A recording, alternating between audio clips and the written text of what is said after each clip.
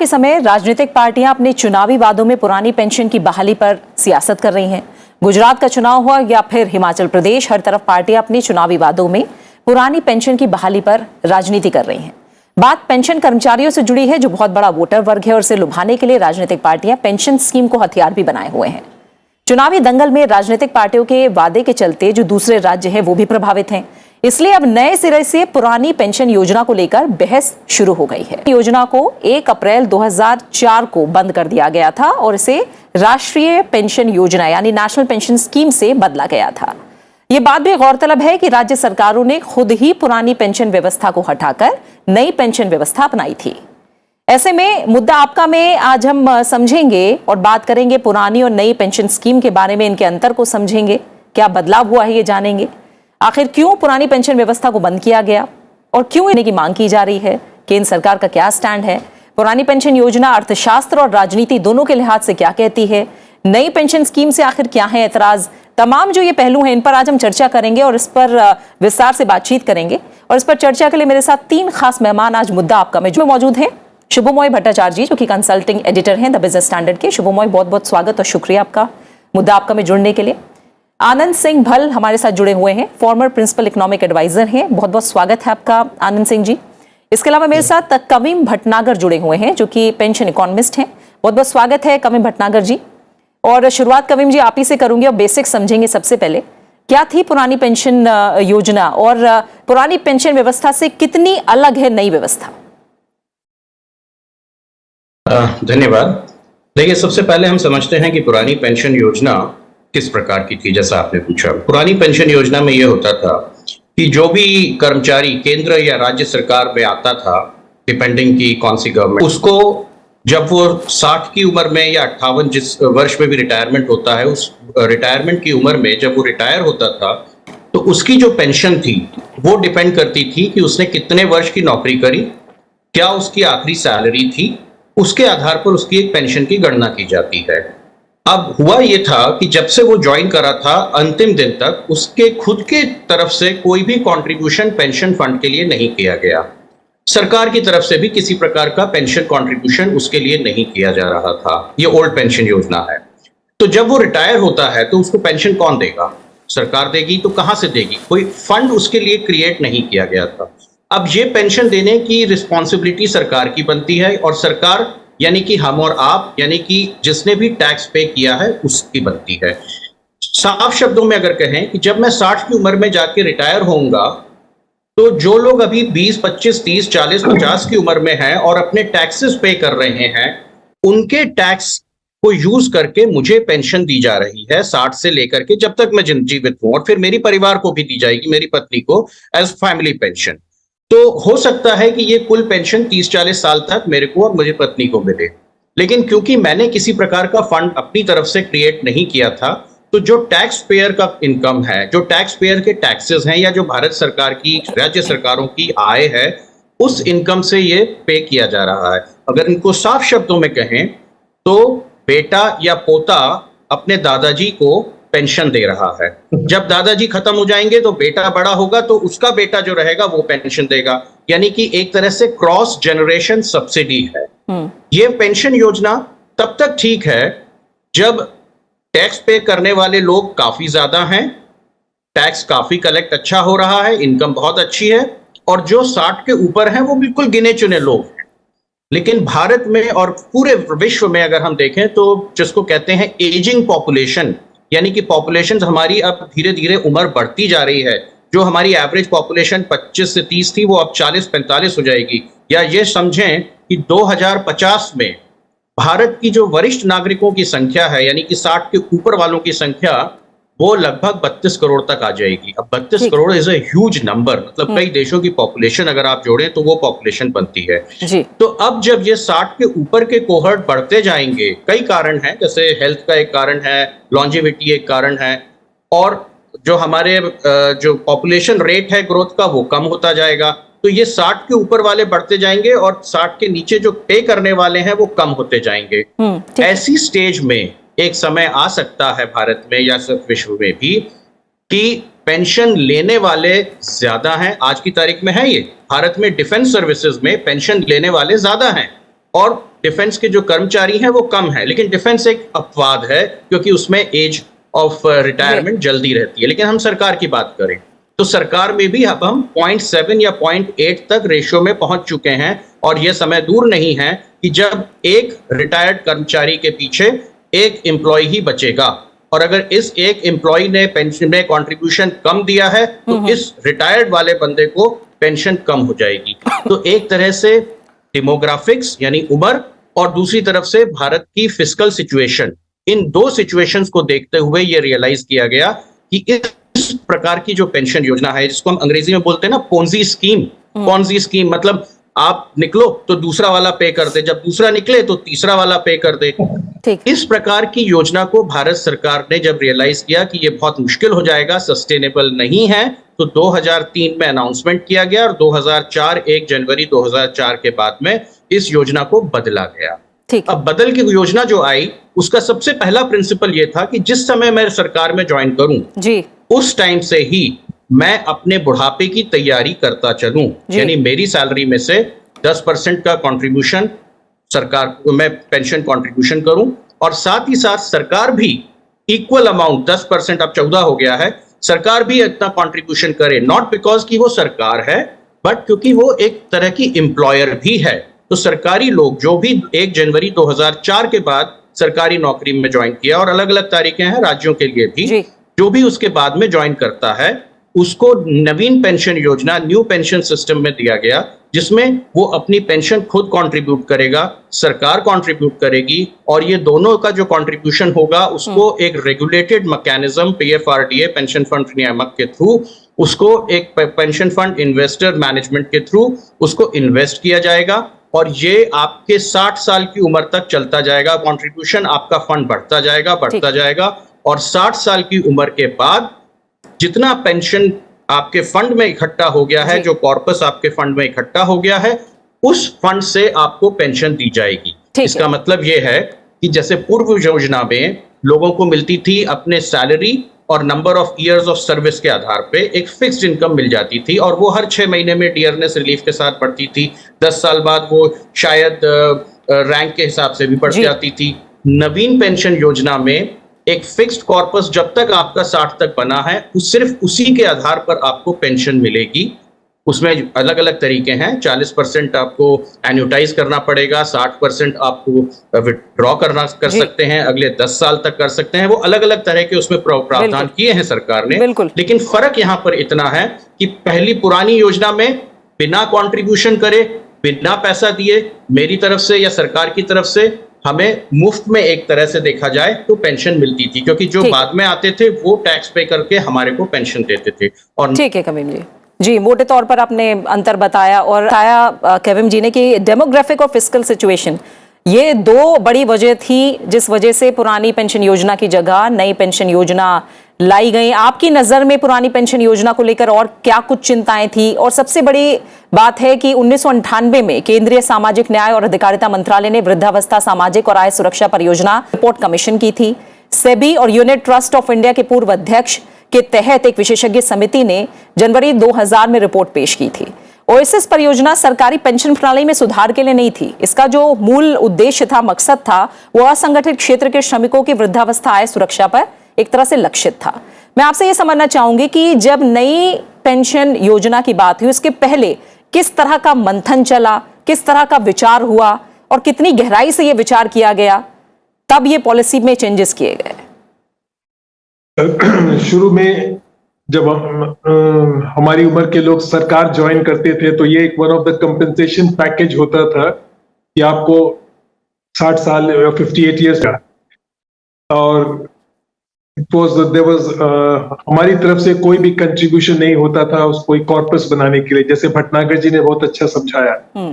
इसके साथ दिक्कत ये हुई कि लोगों की एक तो लॉन्जिविटी बहुत बढ़ने लगी, अब एवरेज एज हमारे 75-80 तक लोग जाने लगे, और इसका फिस्कल बर्डन स्टेट्स लोग को बेयर करना बहुत ही मुश्किल हो गया। स्टेट्स के जो टैक्स रेवेन्यू थे उसका बहुत ही लार्ज हिस्सा पेंशन में जाने लगा। तो ये रियलाइज किया गया भारत में भी कि ये फिस्कली सस्टेनेबल नहीं है, और दुनिया भर में देखा गया कि दुनिया भर में ये पेंशन सिस्टम होता है उसको कहते हैं डिफाइंड कंट्रीब्यूशन, कि हमारा कंट्रीब्यूशन कुछ हो। जैसे न्यू पेंशन सिस्टम में 10% हमारी बेसिक आय का हम कंट्रीब्यूट करते हैं, उसको एक कॉर्पस फंड फिर उसको इन्वेस्ट करता है। सो दुनिया भर में यही प्रथा है, यही प्रचलन है।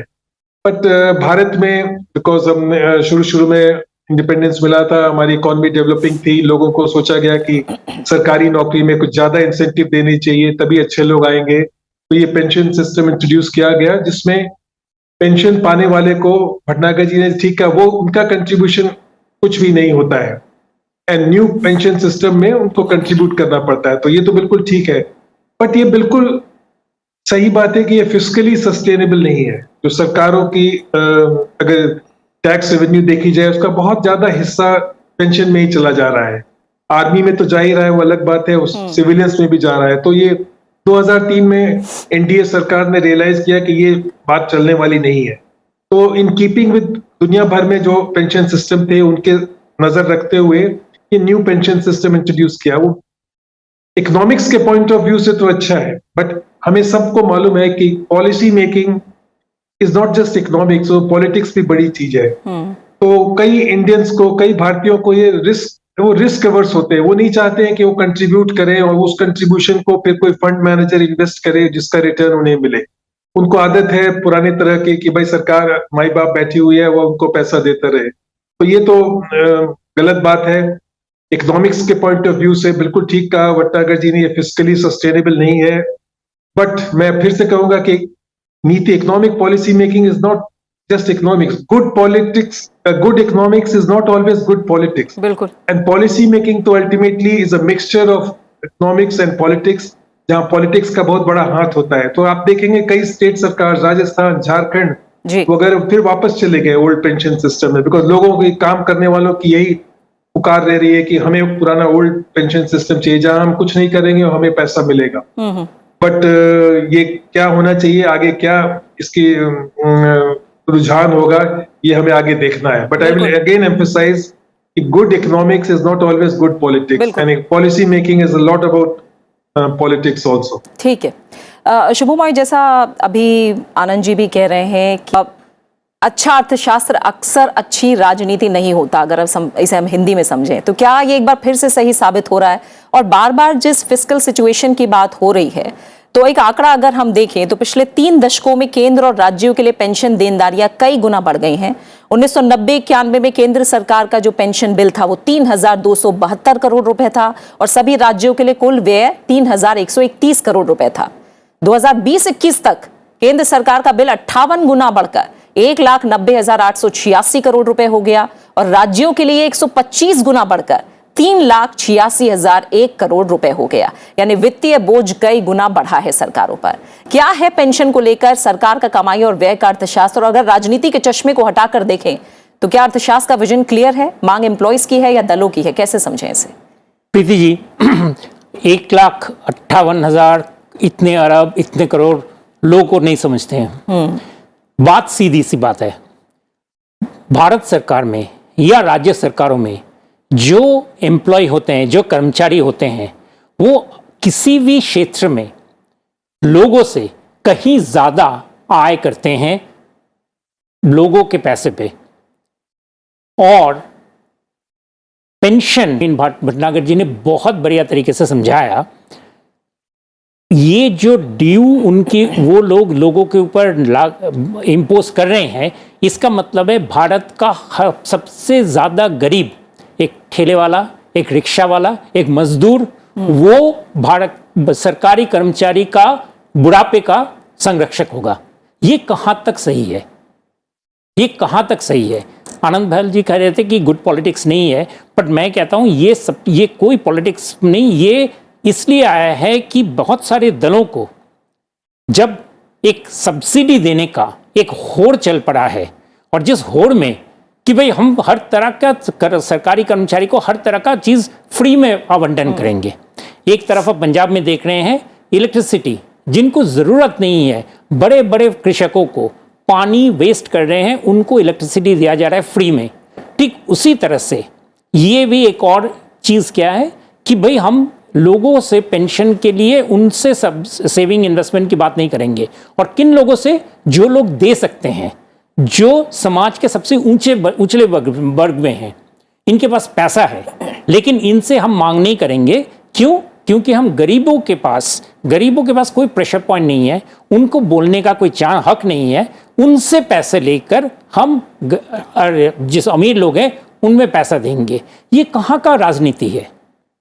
बिल्कुल, ये बिल्कुल ही सबसे, जिसे मैं कहता हूँ, सबसे रिविजनिस्ट टेंडेंसी है। जैसे भटनागर जी बता रहे थे कि आने वाले तबकों में हम जब कह रहे हैं कि हमारे डेमोग्राफिक डिविडेंड बढ़ेगा, और इसके एक बहुत बड़ा भारत में एक ही बारी का संभावना है, करीब 2-2.25 दशक तक का। जब हम कर्म करने वाले जो लोग हैं, ये वर्किंग एज पॉपुलेशन है, उनकी तादाद बढ़ी रहेगी, डिपेंडेंस की संख्या कम होगी।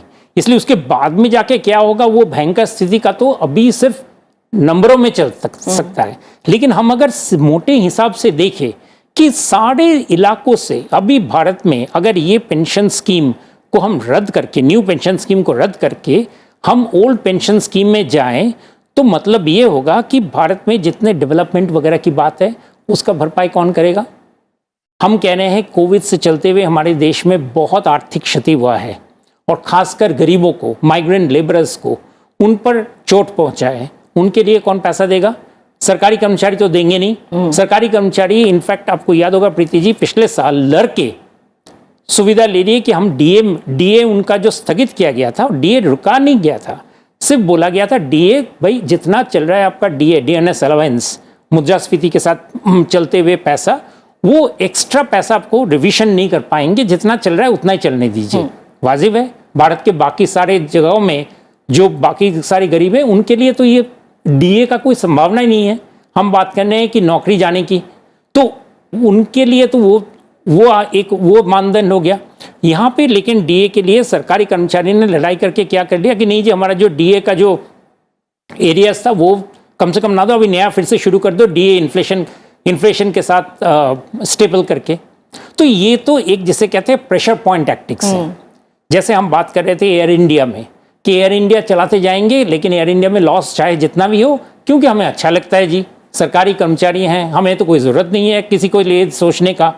ठीक जिसी तरह से बैंकों में, वित्तीय इंश्योरेंस निगमों में ऐसे कंपनियां बहुत सारे हैं जिन कंपनियों की खास कोई ज़रूरत नहीं है, लेकिन क्यों चलाना है? क्योंकि हमारे प्रेशर बनते हैं, हम रास्ते में जाके हल्ला कर सकते हैं, और इसीलिए इनके लिए भरपाई करना है। तो मैं तो सोचता हूँ कि जैसे राजस्थान, पंजाब, छत्तीसगढ़ वगैरह जो सरकार कर रहे हैं, उनकी तो केंद्रीय अनुदानों से कट होनी चाहिए कि भाई आप जितना आपको फिस्कल सब्सिडी देना है तो उसकी भरपाई आप खुद से कीजिए।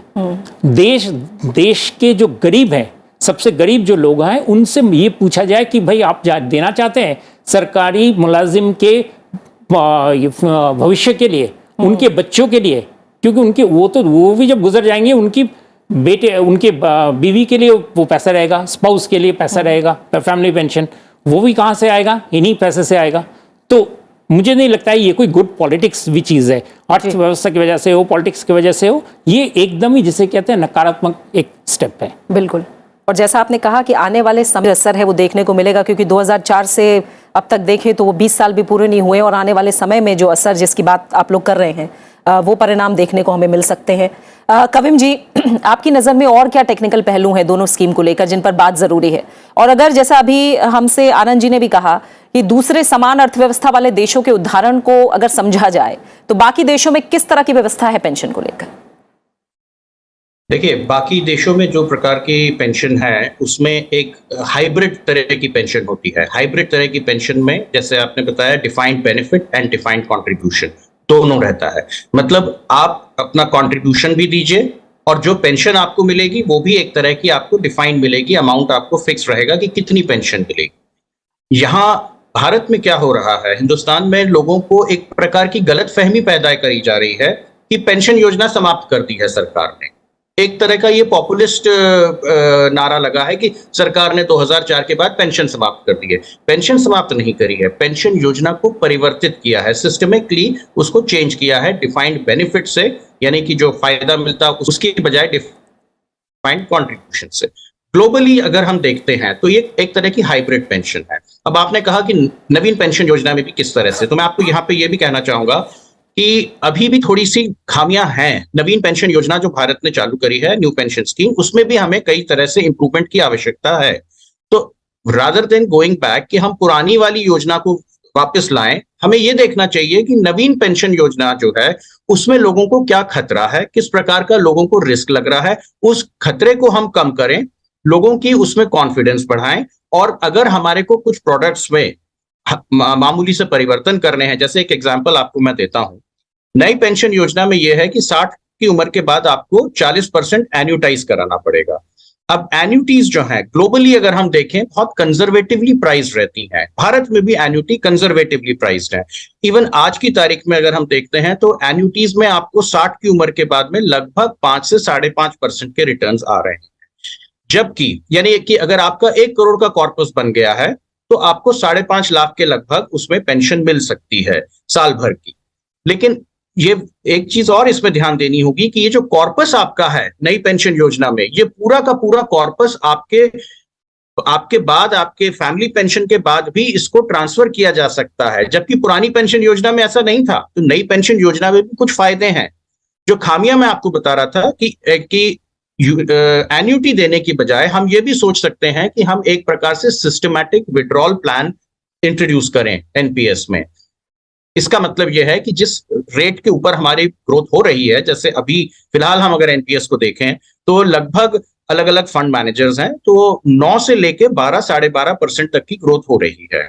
तो इसी ग्रोथ को हम अगर सस्टेन करते हैं 60 की उम्र के बाद भी, तो इसी रेट पर अगर हम पेंशन देना शुरू करते हैं, 1-8% कम भी अगर रहती है तो फिर भी 7-8-9% के आसपास भी अगर हम पेंशन देते हैं तो एन्यूटी से तो वो ज्यादा अच्छी रहेगी। एन्यूटी तो सिर्फ आपको 5 ही दे रही है। तो एन्यूटाइज करने की बजाय अगर हम सिस्टमैटिक विड्रॉल प्लान करें तो एक तो हम ये कर सकते हैं। दूसरा, इसको हम इंप्रूव करने के लिए ये भी देख सकते हैं कि अगर हम मानते हैं कि 60 से 65 या 70 की उम्र तक की पेंशन की इतनी बहुत ज्यादा आवश्यकता नहीं है, तो अगर हमारी वो पेंशन फंड में ग्रो कर रहा है 11% पे, तो उसको ग्रो करने दीजिए। आप उसमें से 7-8% विड्रॉ करते जाइए, 4% फिर भी उसमें ग्रोथ होता रहेगा 70 के बाद तक, और 70 के बाद आप चाहें तो ज्यादा पैसा निकाल लें। मेरा मतलब यह है कि कुछ प्रकार की फ्लेक्सिबिलिटी हमको इस योजना में देनी चाहिए, लेकिन उसके लिए एक बहुत जरूरी चीज होती है कि लोगों को इसको समझना चाहिए, यानी कि फाइनेंशियल लिटरेसी भी, वित्तीय साक्षरता। ये मैं खुद एक सिविल सर्वेंट रहा हूं, लेकिन आई कैन एश्योर यू कि सिविल सर्वेंट्स को भी वित्तीय साक्षरता इतनी नहीं है। ये बिल्कुल सही बात है। तो ये वित्तीय साक्षरता भी हमारे को किसी प्रकार से उनको देनी होगी, और प्रोडक्ट में कुछ प्रकार की फ्लेक्सिबिलिटी अगर हम देते हैं तो एनपीएस जो है वो इंप्रूव हो सकती है फर्दर, उसमें रिटर्न्स ज्यादा आ सकते हैं। तो जो लोगों को अभी खतरा लग रहा है कि भाई समय, जी माफ कीजिएगा रोक रही हूँ क्योंकि समय की कमी है, मुझे आनंद जी और शुभमय से एक कमेंट लेना है। आनंद जी, इसमें एक जो ध्यान देने वाली बात है वो यही है कि सभी राज्य सरकारों ने खुद ही पुरानी पेंशन व्यवस्था को हटाकर नई पेंशन व्यवस्था अपनाई थी। केंद्र ने राज्य पर दबाव नहीं डाला था। क्या पॉलिसी अपनाई गई थी इसे लेकर, जल्दी से अगर आप बताएं। ये तो राज्य सरकारों ने खुद ही किया था, बट अब वो देख रहे हैं जो राज्य कर्मचारी, अब जैसे हिमाचल जैसे स्टेट में 70% राज्य कर्मचारी है, वो लोग अगर दबाव डालेंगे तो भाई it is always good politics की भाई उनकी बात सुनो। इकोनॉमिकली वी ऑल एग्री कि वो फिस्कली सस्टेनेबल नहीं है, इसको नहीं करना चाहिए, बट मे बी हमें कोई एक बीच का रास्ता अपनाना होगा between the old pension system and the new pension system. जी बता रहे थे, एंड उसको लेकर के आगे चलना होगा। नो डिनाइंग कि it is fiscally it is not possible अब ओल्ड पेंशन सिस्टम में हम लोग फिर से वापस जाएं, ये तो बात ठीक नहीं है। बट आप जानते हो जैसे एक बार आदत हो जाए, एक बार सब्सिडी मिलने लगे, एक बार रिजर्वेशन हो जाए, उसको हटाना थोड़ा मुश्किल होता है। तो ये देखते हुए हमें इसको साक्षरता बढ़ानी होगी। एंड ये वो मार्गरेट थैचर हमारी प्राइम मिनिस्टर जो यूके की थी, अच्छा बोलती थी कि मैं तो केवल 20% टाइम इकोनॉमिक रिफॉर्म्स इंट्रोड्यूस करती हूँ, बाकी 80% टाइम्स उसको समझाती हूँ, उसको मार्केट करती हूँ। तो ये बहुत जरूरी है कि पूरा ये पेंशन सिस्टम का जो डिबेट है लोगों में, आम आदमी को समझाया जाए, वर्कर्स को समझाया जाए, राजनीतिक को समझाया जाए, गवर्नमेंट सरकार को समझाया जाए, और तब कोई डिसीजन ले। सब लोगों को साक्षरता बढ़ाना बहुत ही जरूरी है। बिल्कुल। और शुभमय, आप भी मानते हैं भारत ही नहीं किसी भी देश में, जैसा आपने कहा, किसी भी देश में आर्थिक हो या सामाजिक जो सुधार होते हैं उसकी राह आसान नहीं होती। क्या ऐसा ही लगता है कि कुछ इसी तरह का नजरिया यहाँ भी दिख रहा है और आपकी नजर हो सकता है? क्या जरूरत है कि फिर से मंथन हो पेंशन स्कीम को लेकर, नई और पुरानी व्यवस्था को लेकर, और एक बेहतर स्कीम सामने आए? Preeti ji, pension scheme introduce करने से पहले 1998 का जैसे आपने जिक्र किया था, वहां से वहीं पे नहीं, उसके बाद से 6 साल तक मंथन चला था।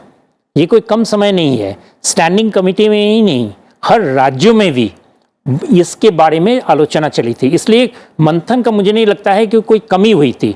इनफैक्ट पेंशन बिल को बार बार स्थगित किया गया था कि लोगों में अभी तक एक समझौता नहीं बना है, एक अंडरस्टैंडिंग नहीं बना है।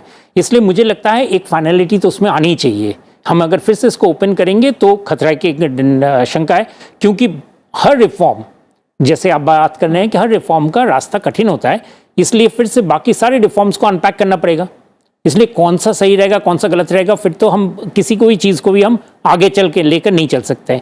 मेरा मानना है कि हमें क्लियरली, खासकर जिस राजनीतिक दलों का ज़रूरी है, जिनके उनको देखना पड़ेगा, ये कहना होगा कि सरकारी मुलाजिम के लिए पैसा या देश के गरीबों के लिए पैसा क्या ज़्यादा ज़रूरी है। और ये डिबेट को अगर उस तरीके से अगर फ्रेम किया जाए तो मुझे लगता है अपने आप ही रास्ता खुल जाएगा इस कठिन सवाल को हल करने के लिए। बिल्कुल जी। और इसी के साथ समय ये पूरा हो गया। शुभमोय आपका, आनंद सिंह जी आपका, और कविन भटनागर जी, आप तीनों ये हमने देखा भी कि अच्छा अर्थशास्त्र अक्सर अच्छी राजनीति नहीं होता। राजनीति और अर्थशास्त्र दोनों में ही ये मुहावरा अक्सर कई तरह से तोड़ मोड़ कर सुनाया भी जाता है। फिलहाल पुरानी पेंशन योजना को लेकर देश भर में जो चर्चाएं, जो राजनीति चल रही है, वो इसी मुहावरे पर मुहर लगाती दिख रही है। इसी के साथ मुद्दा आपका में फिलहाल इतना ही। अपना अच्छे से ख्याल रखिए और मुझे दीजिए इजाजत। नमस्कार।